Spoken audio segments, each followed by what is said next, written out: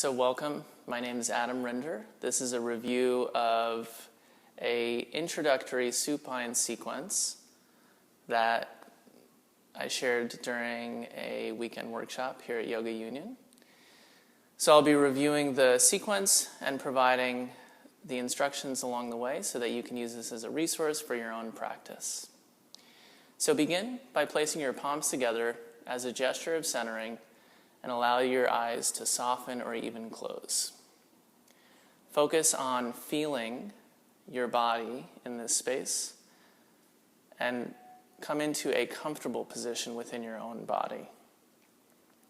Begin to deepen your breath as a way to encourage yourself to relax. Use this as a way to set a tone for your offering so that throughout the exchange that you pay attention to how you feel and focus on choosing to feel more comfortable, more relaxed in your own body.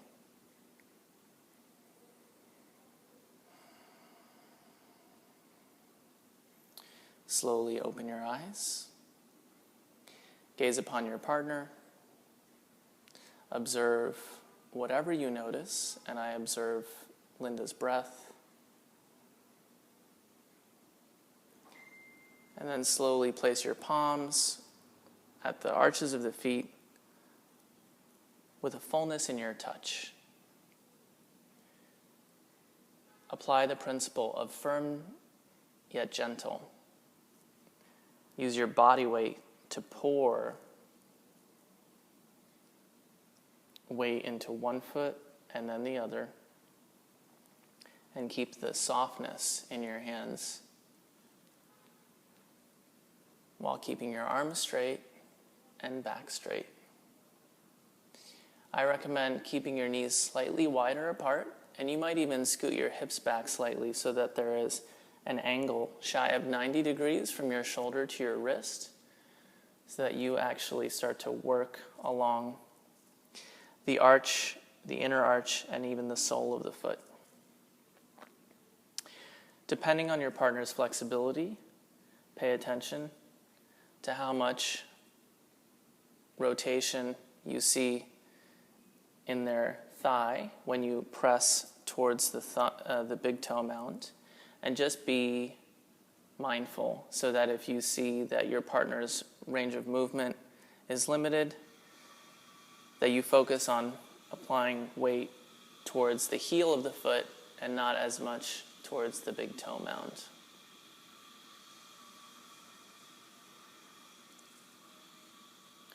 This is a fabulous way to start your massage and a way to invoke a rhythm of patience and steadiness. From the feet, we'll walk up the inner shins. I like to change my body position for this. And then I'll place my hands with my fingers pointing towards my receiver's hips, just on the inside of the shin bone. I use the outer edge of my wrist, pinky side of my hand, to pour the weight into the calf muscle. And here I'll apply my weight in a more perpendicular line to the floor. So I'll bring my shoulders directly above my wrists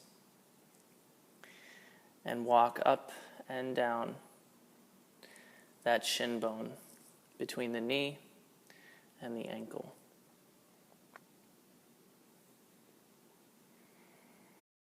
Continue to feel the fullness in your touch by keeping your palms soft as you pour the weight through straight arms. Step 1 foot forward and place your hands on either sides of the knees and use flat fingers and your finger pads to feel the ligaments on either side of the knee. Use your thumbs on the inside, create small circles, and just feel all of the different connective tissue here around the knee joint. Say hello. And then from the inner knee, we'll walk to the top of the thigh with fingers pointing out. So use, again, a nice soft palm to walk up the quad muscle towards the top of the thigh and the hip. In this position, again, bring your shoulders above your wrists so you have a perpendicular line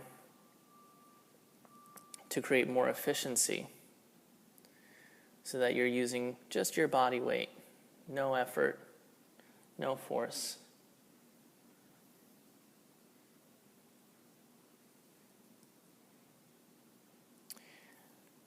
The quad muscles along the thigh can be tender, and you may even feel them slipping, shifting positions underneath your hand. So I would recommend starting with about maybe 50% of your body weight or less, and just notice what you feel under your hand and trust your feeling. You can also check in with your partner to find out if the pressure is sufficient, too much, or if they would like more. Linda seems quite relaxed. She says more body weight is welcome, so I don't have to be shy. This warm-up on the legs is a nice way to create a rhythm, to simply introduce your touch to your partner in a way just to begin the sequence. And then we'll move into some more specific techniques. Begin to rock the body from side to side. This is a fabulous way to release tension, especially if you notice that your receiver is unconsciously holding their body in a position. This rocking technique reminds us of the mother rocking her baby to bring them into a more relaxed, receptive space, a safe space. I'm going to start working on Linda's left side, so I'll reference my right side. I'll pick up the foot on my right side, and then I'm coming into a standing position to apply a little bit of traction to this leg. So I'll hold her heel in my right hand and rest her leg on my thigh. With my right foot forward, left leg back, I just get a comfortable position. Then I take my left hand, place the thumb to the sole of the foot. I inhale. And as I exhale, I gently lean back and apply a little bit of traction to the hip. As I inhale, I release the traction, coming forward. And as I exhale, I lean back. Notice that my arms are straight, and I'm keeping my back as straight as possible. Inhale, release the traction, and as you exhale, lean back. Slowly release. Switch hands. So I'm holding the foot like it's luggage in my left hand and kneeling next to my partner. Then I'll spin around and catch her foot with my right hand behind my back. I'll walk in on my knees to bring my shin closer to Linda's hip. And then I will rest her leg on the backs of my calves, just like so, and have a seat on the top of her thigh. I come in slow, like sinking into a hot tub. And if that position feels good, I can stay here or readjust. And then I just sink in. Once I'm in a happy place here, it's a nice opportunity for me to consciously relax my body, to deepen my breath, and to be a witness to gravity. One of the most important principles of how we move, how we apply body weight, is that we have to be patient, especially when muscles have been in a contracted state for an extended period of time. It takes time for them to release. So this is a great practice of patience and a technique that facilitates that practice. Another way to approach this same sitting technique is to place the palms underneath your seat on the top of the quad. And now I'm sitting on my hands. Through my hands, I have a little bit more sensitivity to feel the different texture and the different muscle groups underneath my hands. So I can rotate in a gentle circle and apply more precise body weight to different parts of the muscle groups on the top of the thigh. Very nice. As I come out of this technique, I will reach with my right hand for her foot, lift her leg up so that I'm free to move, and then I'll pivot and spin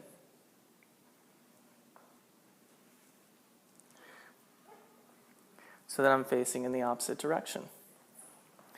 And then here I'll come to kneeling and rest her calf on top of my thighs. First, I want to create some movement to appreciate the range of movement in the hip, and secondly, the extent to which my receiver is holding any tension here. So again, the rocking practice helps to release tension. I'm actually firmly holding around the knee joint, so I'm connecting with the bones, and I'm using that to help move the whole leg, the whole thigh bone. And I can feel in Linda's leg that there's a freedom of movement here, that she is consciously relaxed. So I'll continue this movement, and I'll simply add a pressure through the heel of my hand, specifically on the shin bone. There are muscles just at the ridge of the shin, closer to my body. These muscles along the outer shin are this is a fantastic technique to help release tension along that muscle group. These are the muscles that we use significantly when we're walking, running. So especially for people who walk a lot, this would be a fantastic technique. And you get more bang for your buck with this because in addition to applying pressure to that tibialis anterior group of muscles, we're also applying pressure to the calf muscles beneath simply by the downward force of the pressure. So use your whole body to knead the dough.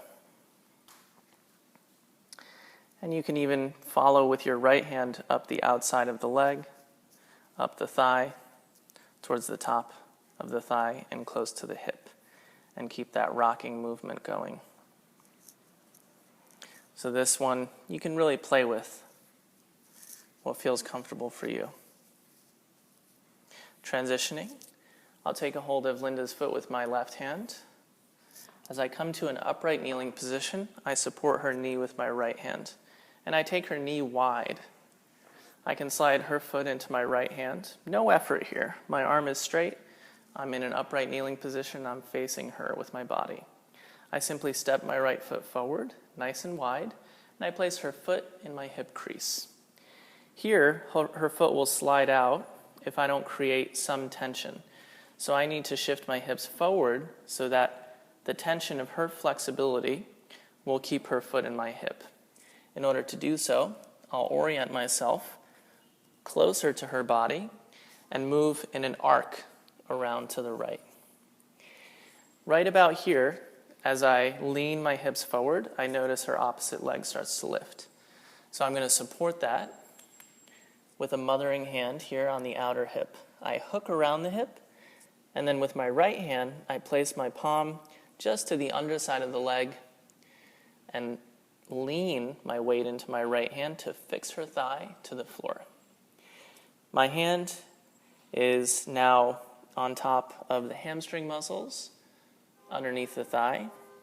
And then again, with my left hand, I can use that hook to actually shorten the muscle that's being stretched here so that I can apply more body weight. If your partner is comfortable in this position, you can take both hands and palm along the hamstring. Think of yourself like a big cat walking, massaging.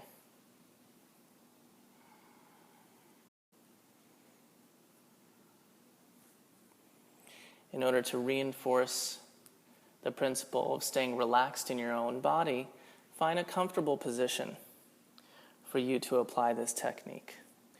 For me, if I take my knee further back, it allows me to leverage the support of my arms and keep my spine more extended. How's that going for you, Linda?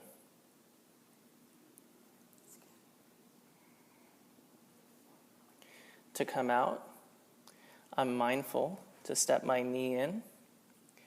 I hook my left hand around the hip to give support, and with my right hand, I slide my hand underneath Linda's knee to support the outer knee.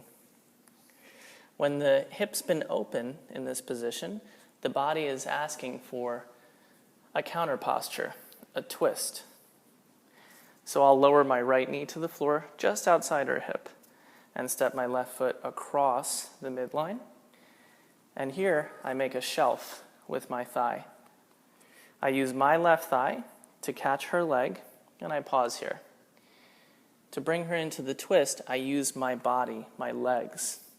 So I want to bring her thigh close to my thigh, and then I place my hands on the floor close to her head, her shoulders, and lean forward. To come into the twist, I simply lower my left knee to the floor and step my right foot up. Once again, hands down. I actually lean my hips forward as I switch sides so that her knee comes towards her chest in an arc-like movement, and that helps us to stay connected.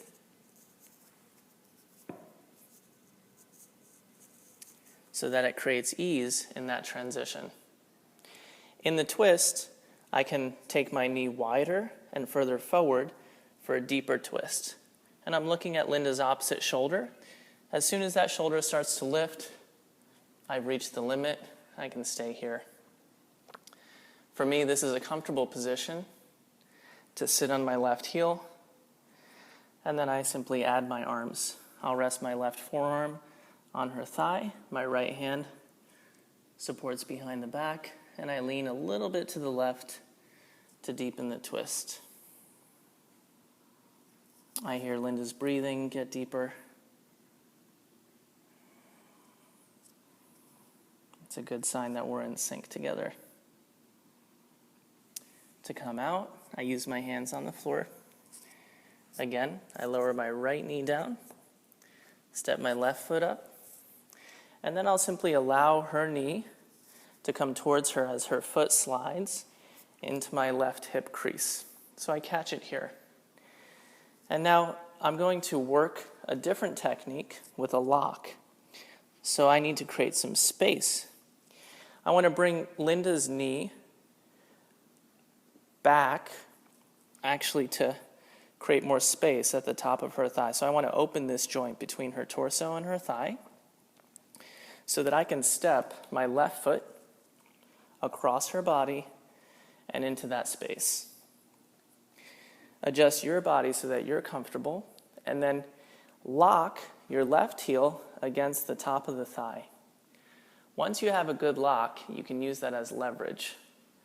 Begin to lean forward and use your hands for support, and just notice how your Achilles heel, the back of your left heel, is the leverage point. If you turn your foot in 45 degrees, you can use more your heel. Be mindful of your partner's foot in your hip crease. I can feel my hip bone pushing against the top of Linda's foot. So I don't want to squeeze that, but just create more space there in my hip.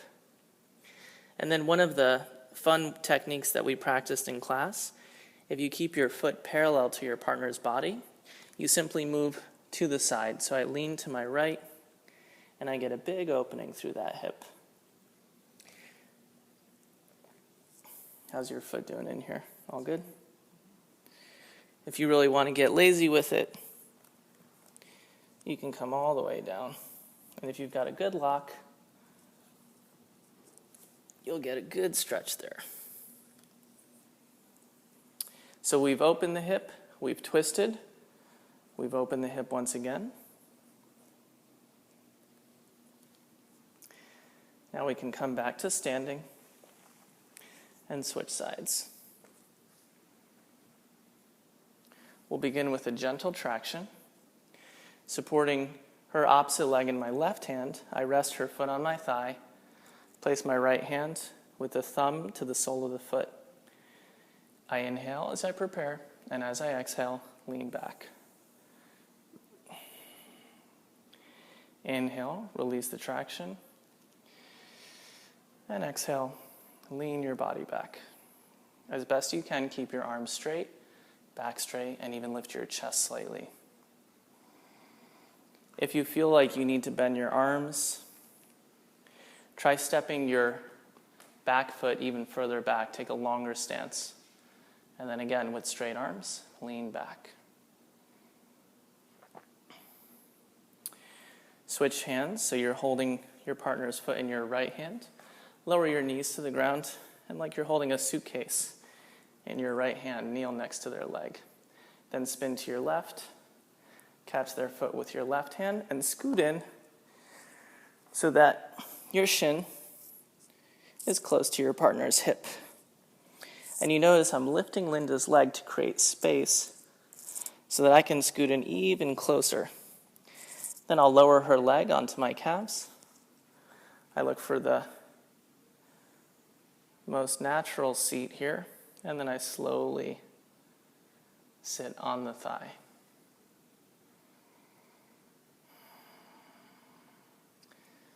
This feels like a good position for me. My body's comfortable.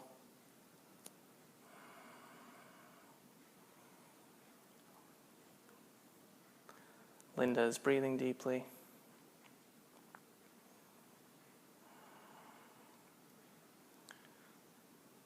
We can be patient. As I sit here, I'm also listening to what I feel.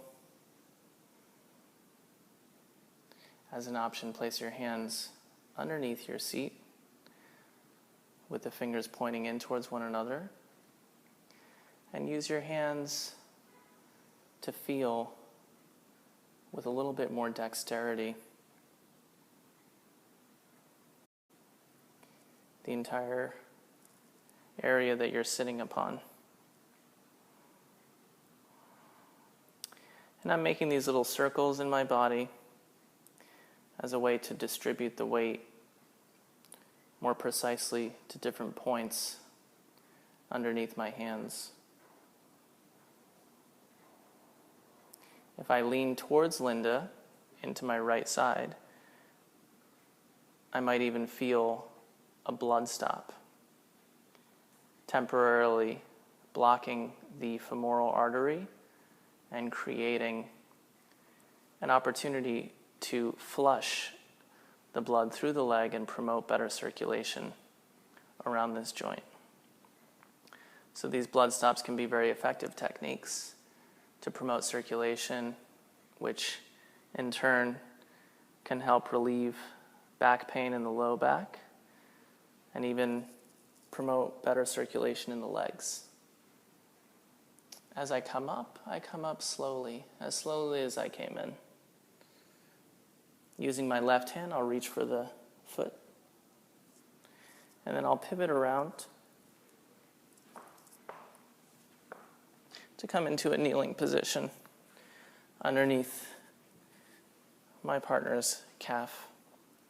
I bring my knees together and I fix the knee with both hands to begin this rocking movement, literally to move the bone of the leg. And as I do, I appreciate to what extent I feel resistance or tension or freedom of movement all around the band of the hip. To promote that freedom of movement, I simply add pressure through the heel of my hand, running along the shin, which is closest to me, the side of the shin, which is closest to me, and the top of the thigh, outer thigh.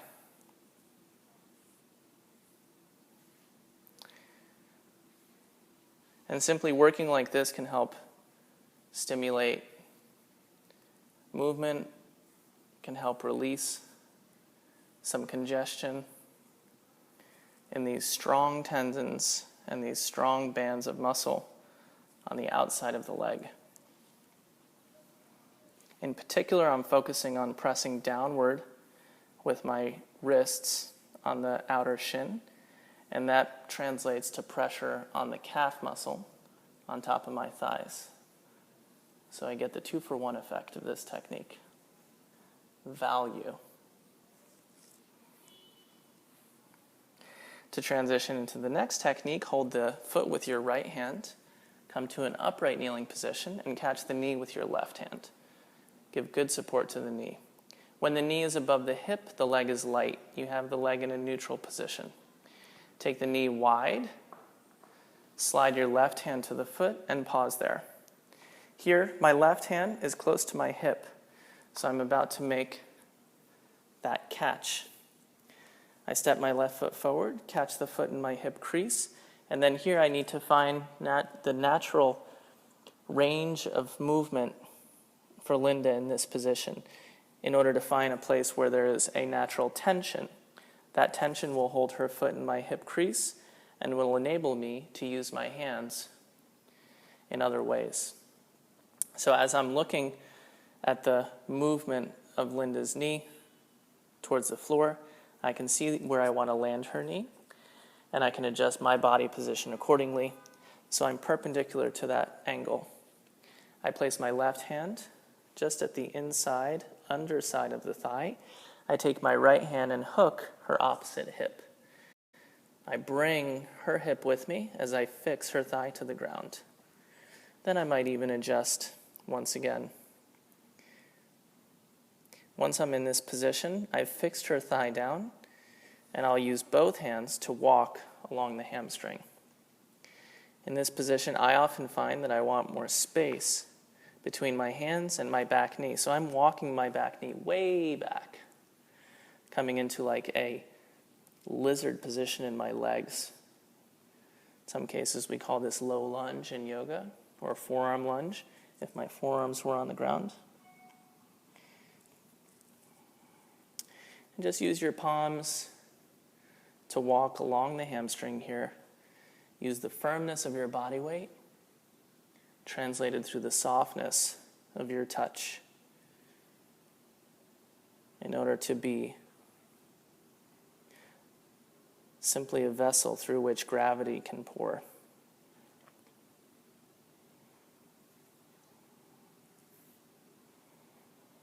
Rather than thinking of pushing, pour your weight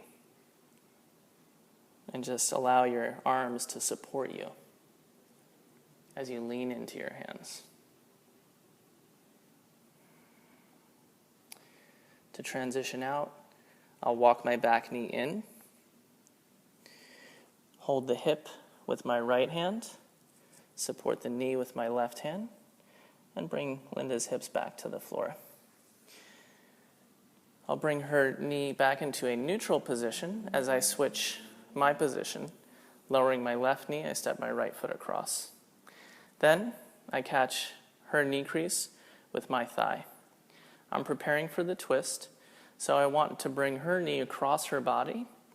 And in order to do that, I'll use my legs and hips. So I lower my right knee to the floor as I step my left foot up. Rewind, hands.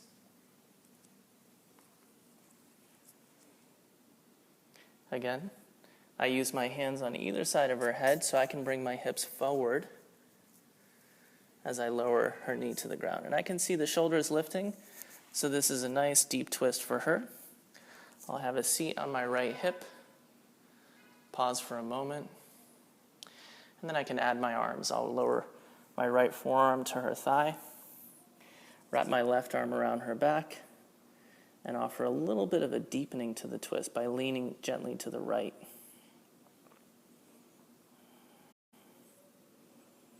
The more contact, the more your partner feels held, the safer they will feel. And as they feel safe, their nervous system will drop in a way that allows them to receive the benefits of your offering, not just through the physical muscle tissue, but the effect on the nervous system, the emotional system, the psychological effect of being held, nurtured. Rewind, place the hands, shift your hips forward as you lower your left knee to the floor.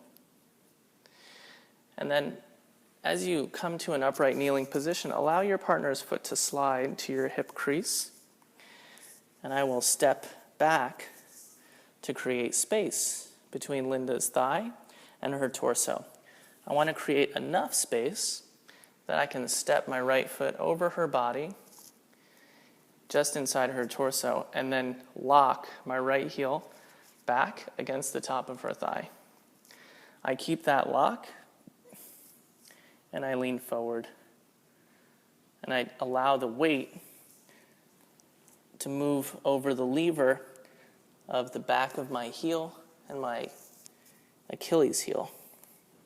If I turn my foot in slightly, I can use more of my heel, and I can feel quite quickly how I find a limit where that's plenty. Can be a very precise, very even intense feeling. A more gentle version, turn your foot so that it's parallel to your partner's body, then lean to your right as a way of opening the hip. And you can see I'm using my arms for support as I lean to the side.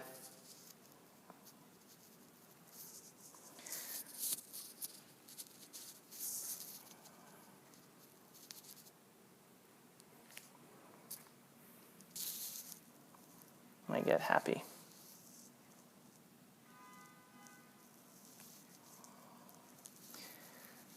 The leverage of this technique is in the lock of the heel. So if you get a good lock, you can really have fun with it. If you lose the lock, you don't get a stretch.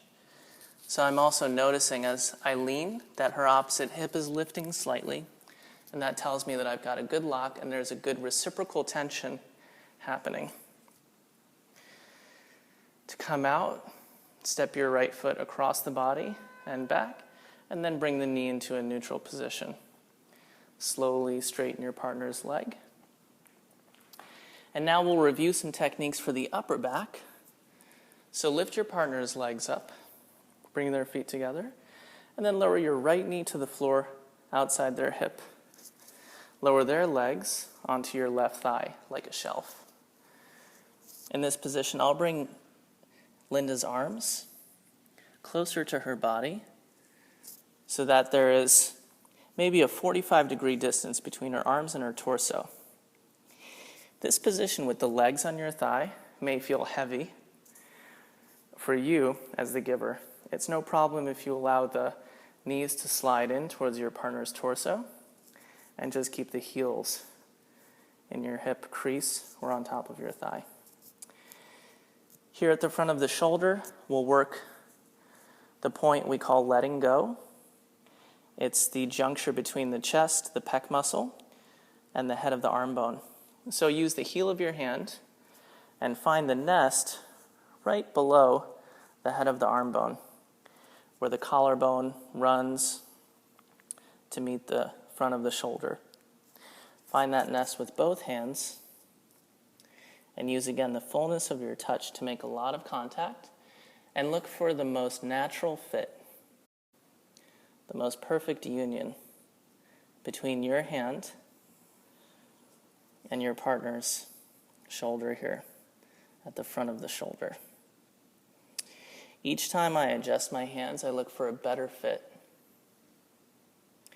You can turn your hands slightly out to find that optimal nest. And then I just think of the big cat walking.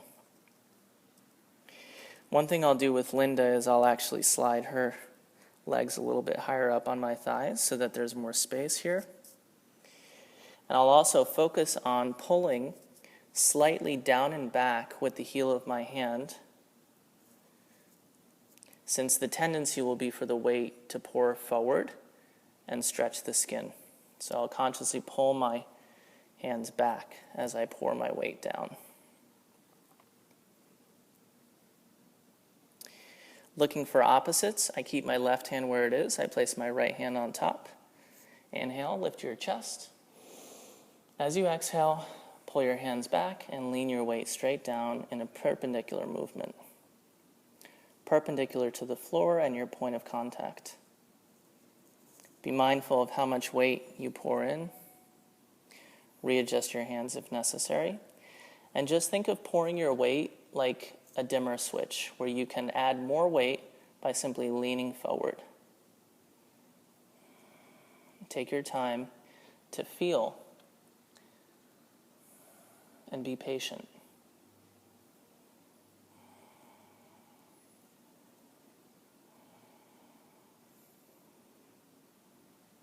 As you come out, readjust the legs like so. Scoot your right knee forward, and then have a seat and slide your partner's knees towards your thigh and hip crease. Make a little contact there. This is going to help as we focus on a different angle of movement. So here we were leaning forward. In this case, we'll lean back.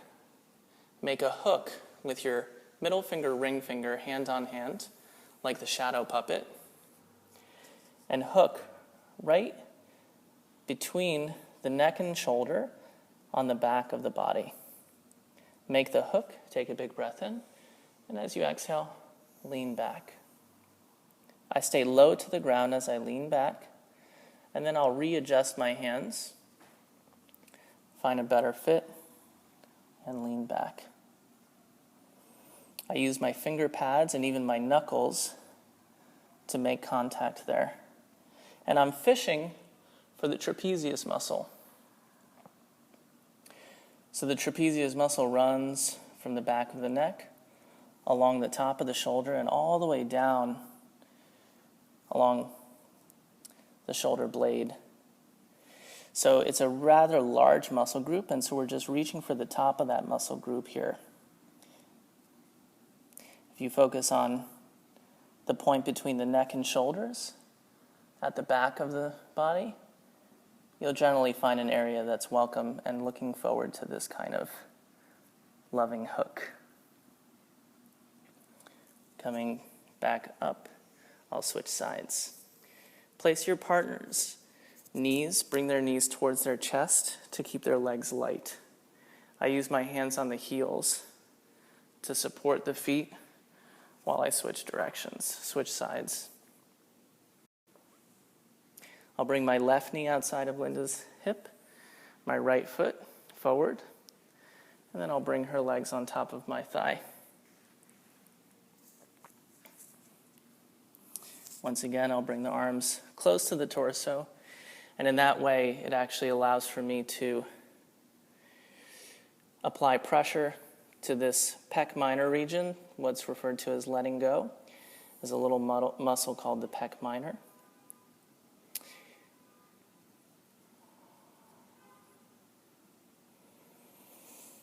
And I'll begin palming here at the front of the shoulder,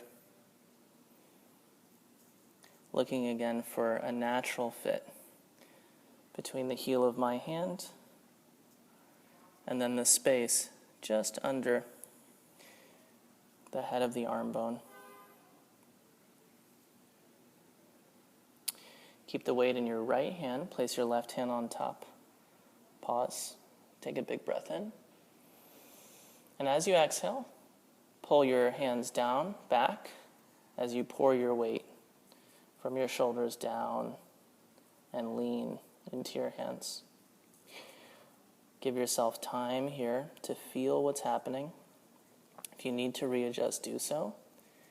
I feel like I'm on a good spot for Linda, so I'm just going to stay steady with my pressure and allow my body weight to pour through my arms into my hands. Many times when you're working a strong technique like this, you want to soften the point of contact. So my hands, my fingers, as best I can, I'm keeping them soft and relaxed and allowing the firmness to be translated through my bones. You okay, Linda? Yeah. As I come out slowly, just as I went in slowly. And then I'll slide Linda's knees all the way into my hip crease.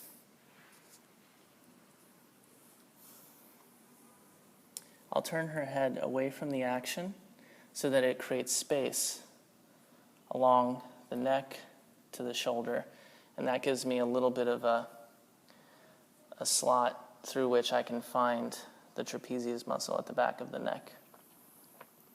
So I'll hook again with my middle finger, ring finger, and then I'll place my other hand with those same fingers on top to add a little bit more stability to that hook. And then I use not only my finger pads, but my knuckle joints to make a connection, and then I use that connection and lean back.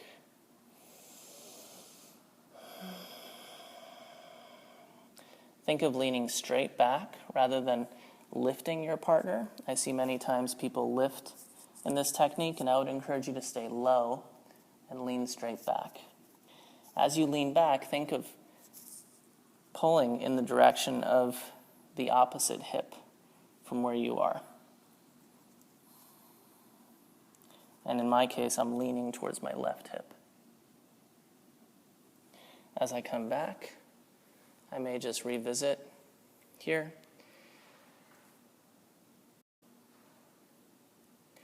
Letting go, placing my palms on the front of the shoulder and palming.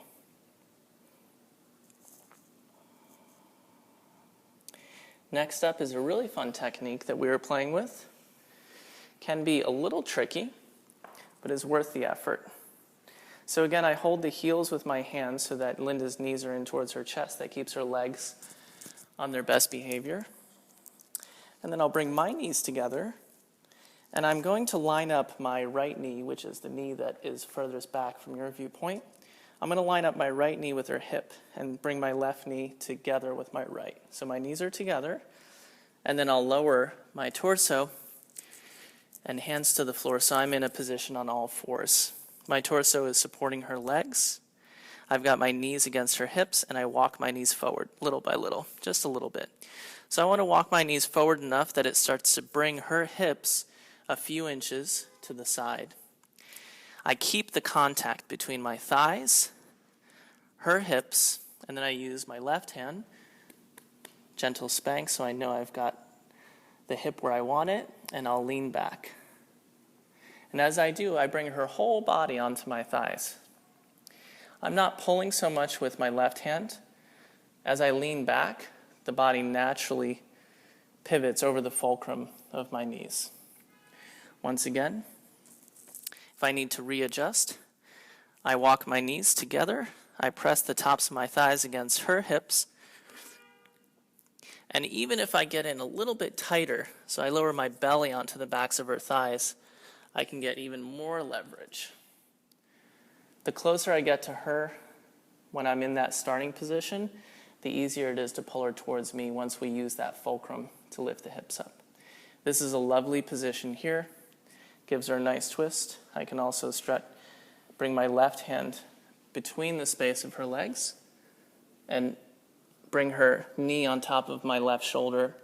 And then this hook with my left hand, right hand, gives me an option to add a little bit of traction. So this is super fun. Really, it's quite easy for me once I get the fulcrum and I understand the way the technique works. And for the receiver, generally a crowd pleaser.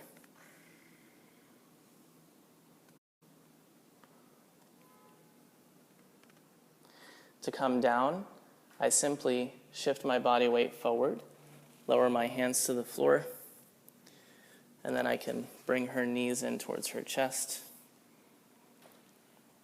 as I walk to the other side with my knees. I bring my belly facing the backs of her thighs.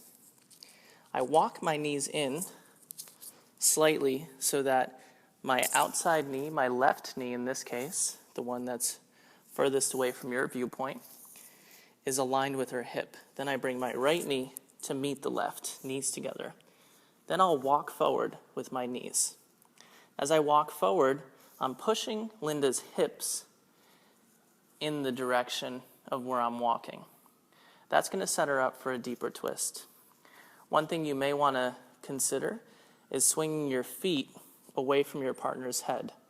That's going to not only add to the twist, it's going to create some traction. I'll lower my belly to her thighs, wrap my right arm around her hip, and then I take her for a ride. I think we got lucky this time. The setup was really good, and there was a lot of contact between me and Linda before I lifted her up. So it felt easeful. Once again, you can slip the hand through the space between the legs. Another way you can do that if you want is to start with your arm inside here. So already I have my arm inside the leg. I have my shoulder close to her knee. And then again, I scoot my knees in and I lean her weight onto my thigh. And then I've got that lock with my arm. Because of the length of Linda's thigh relative to the length of my body, her knee crease is not on my shoulder. However, I have the hook of my hands as the leverage point.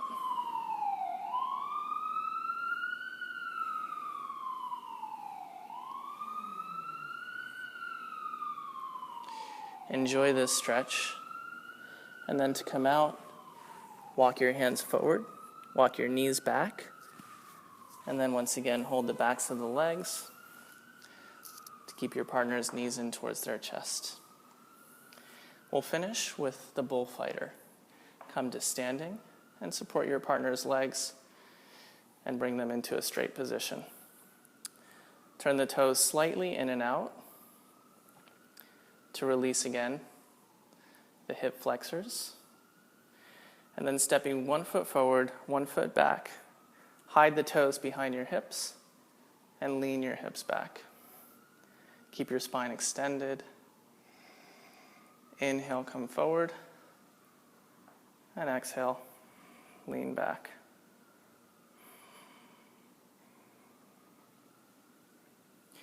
It's a nice traction for the legs in a symmetrical position after doing some asymmetrical techniques.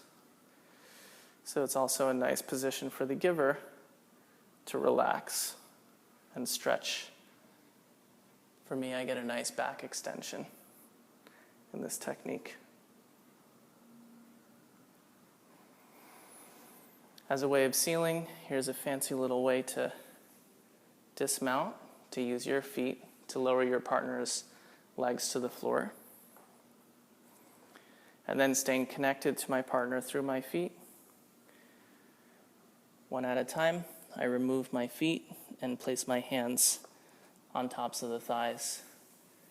And I'll brush Linda from her hips all the way down her feet 3 times as a way of sealing this short sequence. And it is always a gracious gesture to acknowledge your receiver as a teacher, as an opportunity for you to learn and to practice. So in your own way, take a moment to acknowledge yourself, your receiver, and this practice.